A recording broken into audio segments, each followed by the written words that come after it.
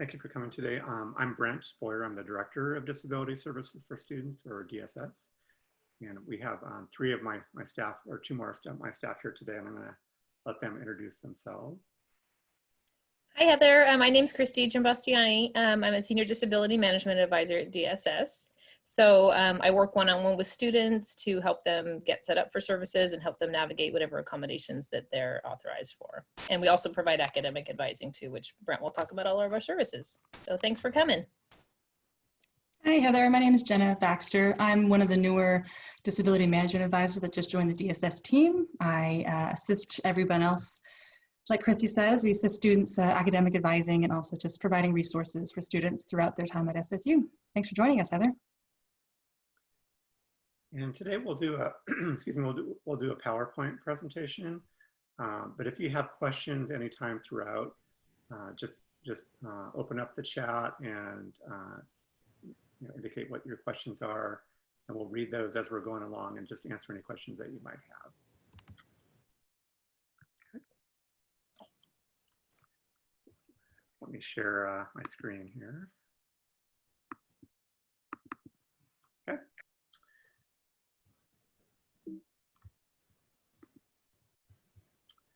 Okay, so today we'll review the staff at the DSS office, the purpose of our office, the Disability Services Office, the goals, things that we would like to see our students achieve, some comparisons between high school and college disability services, because there are some big differences, and it's important for students and parents to know those differences. And then, of course, how students can access our program, and then all the support services that are available on campus for our students. So these are a list of all our students. Myself as director, and Christy and Jenna, our disability management advisors, also participating today. So our advisors, what's unique about our office is that in addition to providing accommodation services, our office also provides academic advising, which is a real benefit to students because we're looking at their accommodation needs, but also looking at what classes they're taking, looking at course load, looking at kind of what their strengths and limitations are, and helping that student create a good balance with their schedule. So I think that's a real important aspect of our program, and very unique around the nation. If you look at offices, we're really one of the few offices that offer advising services. And so all of our advisors participated in the new student orientation, so they've already met a lot of the students who are going to be coming in for this upcoming year. And then we have a couple staff, Noelia and Stephanie, who are involved in technology. So Noelia is our accessibility coordinator, and then Stephanie is our accessibility specialist. So those individuals will be doing captioning and material. For students with print-related disabilities, we convert textbooks into electronic format. So those are the specialty of those staff. And then Joanne Jaggers is our support services coordinator. So she helps with any administrative duties. When test taking finally comes back onto campus, Joanne's the one who coordinates all those activities. And then the purpose of DSS, what we do is we ensure equal access to students with disabilities by providing appropriate accommodations and specialized support services, and then also providing guidance to faculty, staff, and the campus community. So we're there to ensure that students are getting the kinds of services and accommodations they need related to their disability. So do you have any questions so far as we get started here?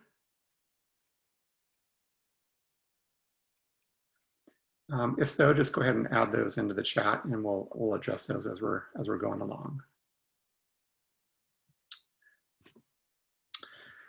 So our goals for the students, what we'd like to see them achieve is we'd like to see them become strong self-advocates, to really begin to understand their strengths and limitations. From day one, we're really looking at helping them determine or look at what they want to do in the way of career. So we're looking at majors and vocational options for the future. So we want we understand that education is just that first step. And so we want to help them start thinking about, what do they want to do once they get their degree? What kind of jobs do they want to do? And then, looking at how they can work to their highest potential, and then helping them become aware of the campus resources and also resources that are available out in the community. So coming from high school, I think it's important to know that there's different laws that govern accommodation services, and under the K through 12 system, it's under what's called IDEA, or the Individuals with Disabilities Education Act. And the K through 12 is also under 504 of the Rehabilitation Act. In college, students, we really work under the ADA as well as Section 5 of the Rehabilitation Act. And the slides coming up will show you why that makes a difference. So in high school, students being under IDEA means that they're entitled to a free and appropriate public education. And so the high schools are mandated to determine whether an individual has a disability or not. And so they would look at doing any kind of assessment to determine whether a disability is present. And then from there, they develop either IEPs or 504 plans. And these are what really drive all the services and accommodations. And the parents and teachers and counselors are very involved in that program. So it's more of a kind of a team approach. In college, it's really about civil rights. And the school is required to provide appropriate accommodations to ensure that it's not discriminating against disabilities. So in college, there's no longer a 504 plan or an IEP. And then instructors and professional staff, they don't know that a student might have a disability unless that student discloses. So none of that personal information that's shared with the disability office is shared with the faculty or any other staff on campus. So that information is all confidential and kept in our office.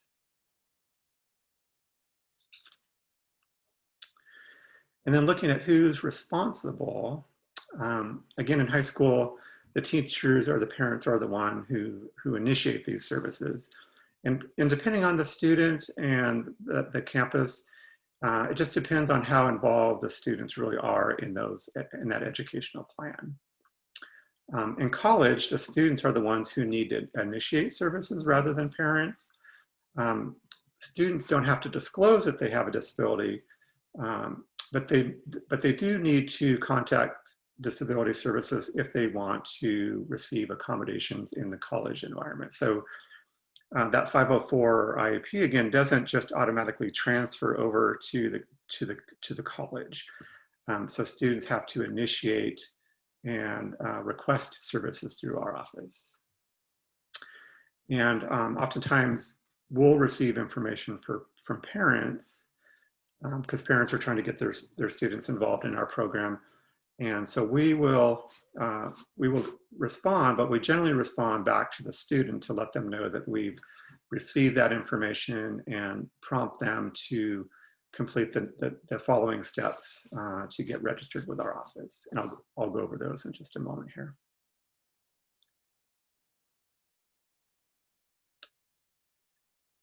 Okay. So again, related to documentation about one's disability, again, the IEP or 504 plan identify all those accommodations and services. So the high school likely has done some kind of assessment to determine whether a disability is present. And then from there, that IEP or 504 is developed. In college, we oftentimes receive that IEP or 504 from the family, but usually that by itself is not sufficient to document a disability. We really want to look at what kind of assessment was done in order to generate that 504 or IEP. So if someone was diagnosed with a learning disability, then we would want to see that psychoeducational assessment that was done to diagnose the learning disability. And then every school has set standards about what kinds of documentation is required for certain kinds of conditions. And we'll go over to our webpage and have you take a look at that. And for different conditions, we've outlined what kind of documentation would be required to document certain kinds of disabilities, like psychological or learning, ADD, ADHD, medical kinds of conditions. So all those will have separate documentation requirements. And then the documentation itself should be prepared by someone who is really appropriate to make such a diagnosis. So, like a learning disability would be a psychologist. Any kind of psychiatric condition would be a psychologist or maybe a psychiatrist. And then medical conditions obviously would be some kind of a medical doctor.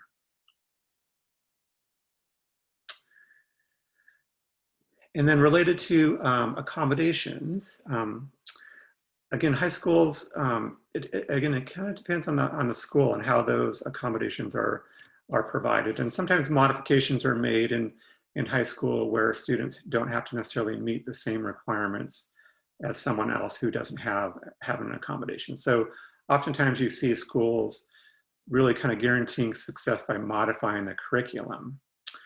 In college, it's really looking at what kinds of accommodations that can provide equal access, but they don't, the accommodations don't change what's expected of the program or class. And so it would be the same exact requirements, but the student would be provided accommodations based on kind of where their limitations might be. So examples of accommodations might be more time for a test, maybe note-taking assistance, maybe sign language interpreting, creating instructional materials in alternate formats for someone who has a print-related disability. So again, we're looking at to ensure we're ensuring access, but not necessarily success.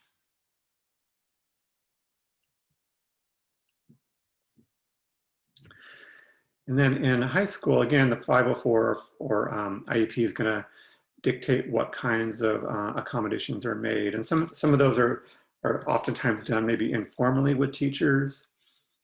In college, we're looking at accommodations that directly relate to the individual's assessment. So we're looking at, where are their limitations or what we call functional limitations, and how does that condition impact that individual? So we're going to look at, for example, a learning disability assessment, and if someone, maybe information processing, it takes longer to process information, we might provide more time on a test because it takes them longer to complete an exam.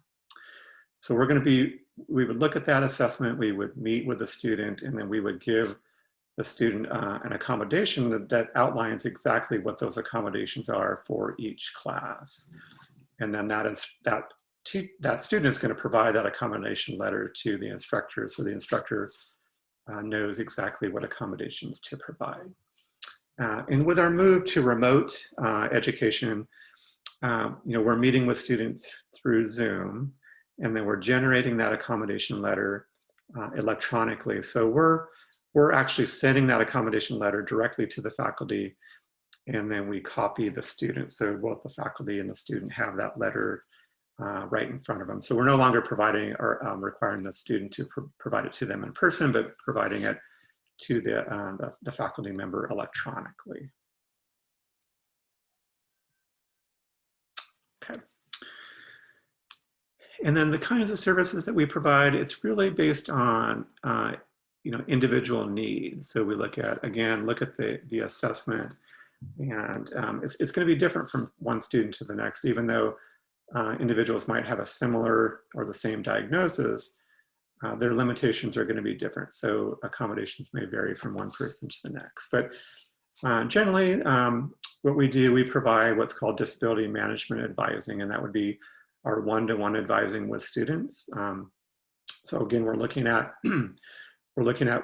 what accommodations would be appropriate, but we're also looking at academic advising. So when we meet with a student, we're looking at their academic progress. We're looking at how they're progressing towards meeting their GE and major requirements. So we're doing all that in advising meetings.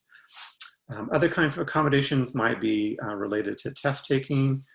It might involve taking longer to take an exam, so extended time on exams. It might be taking that exam with some kind of a technology.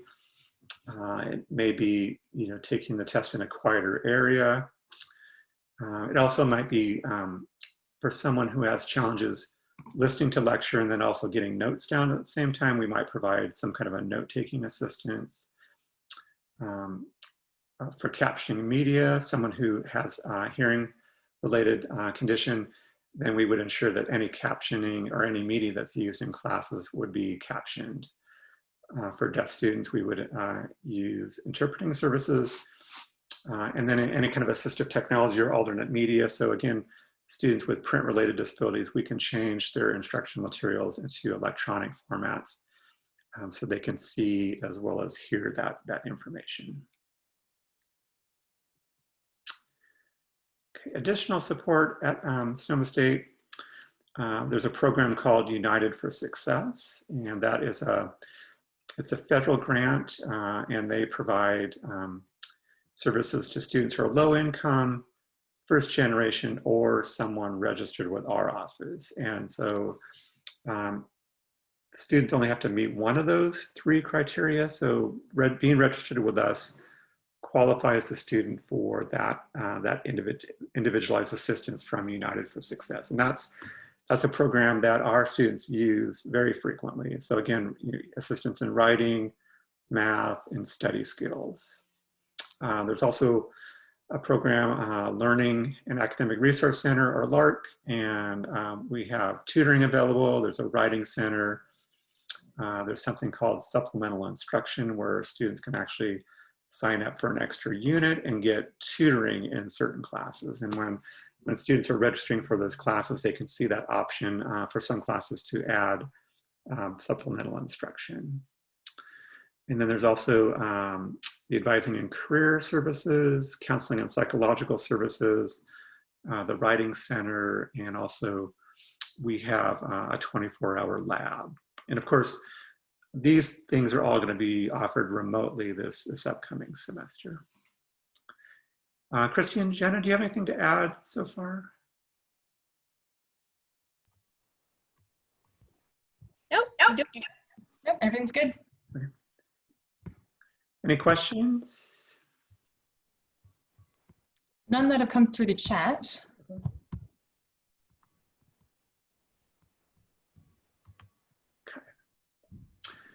So this is how to get started with our office.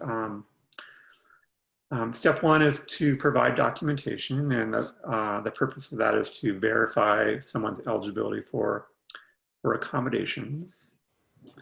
And again, the documentation is going to let us know what kinds of accommodations are going to be appropriate. So we're looking at that assessment to determine what kinds of accommodations would be appropriate for the individual.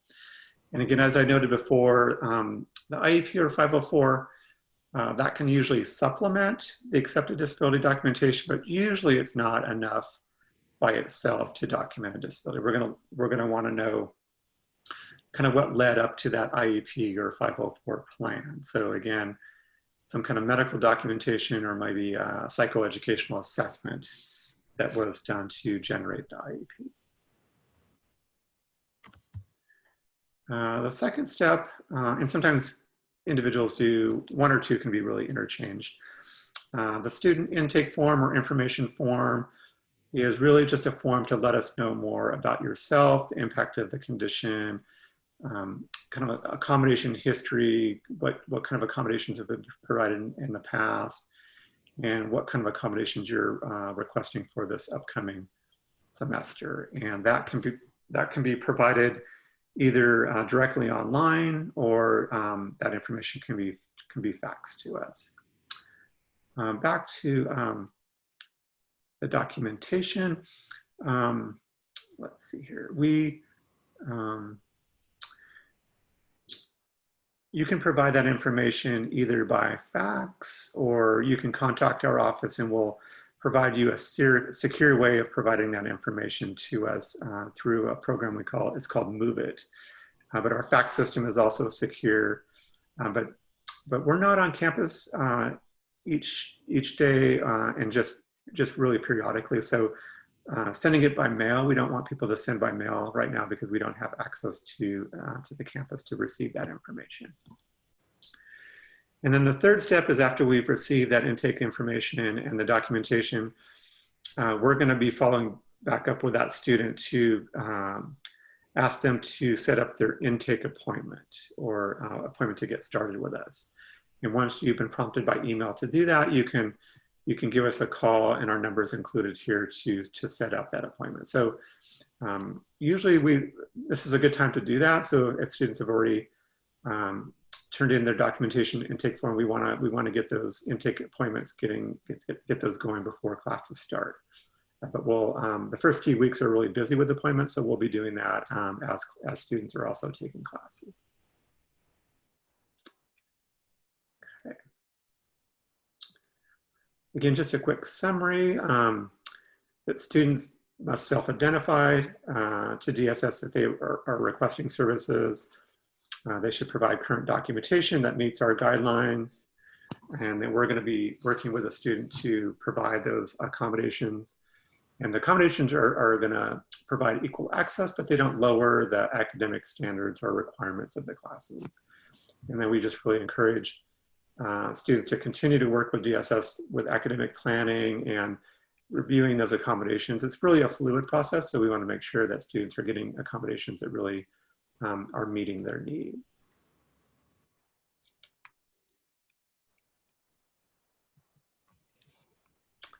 And we have some resources on COVID, and that's our contact information. Let's see, anything you want to add, Christy or Jenna? No, I think that's good. Yeah. I'm gonna just put in the link to our website in the chat for anybody who wants to head to it. Yeah.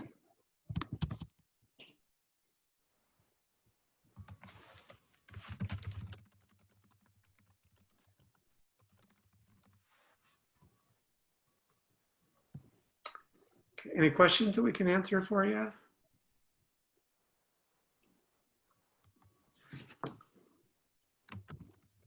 Okay. Let me, I can show you our website.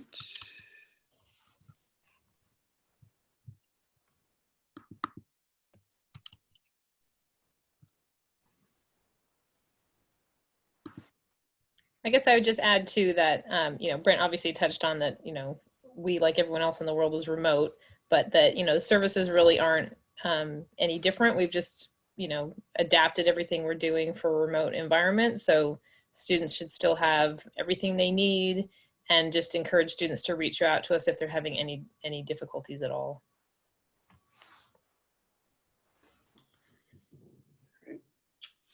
So this is our webpage. We're going to be updating it shortly to look a little different, but the content will be the same.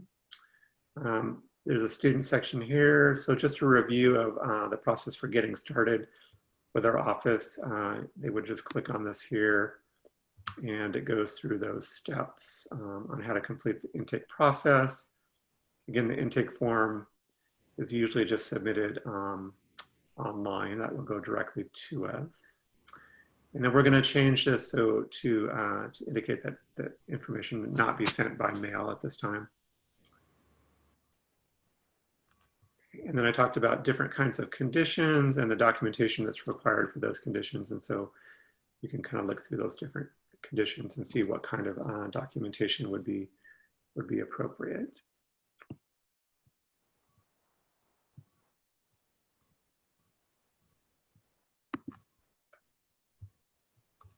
And then we've added a new feature, live chat. So people can contact us in real time through live chat, as well as on the phone.